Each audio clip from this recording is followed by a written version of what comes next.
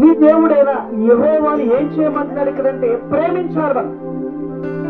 ఇప్పుడు మనకున్నటువంటి భర్తను ప్రేమిస్తున్నాం, మనకున్నటువంటి భార్యను ప్రేమిస్తున్నాం, మనకున్నటువంటి బిడ్డల్ని ప్రేమిస్తున్నాం.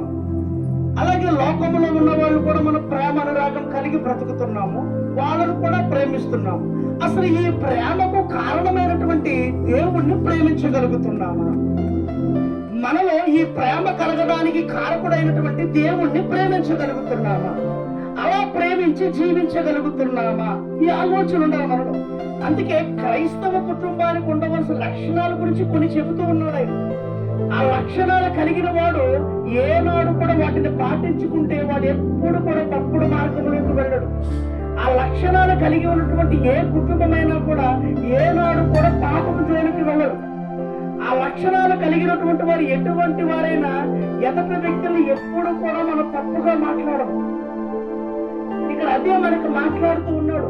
కాబట్టి నీవు అంటే మనమే, ఎవరికి వారిమే అనుకుంటే మనమే.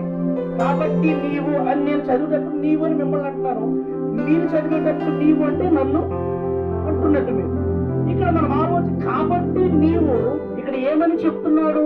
నీ దేవుడైన యెహోవాను ప్రేమించమన్నాడు ముందు.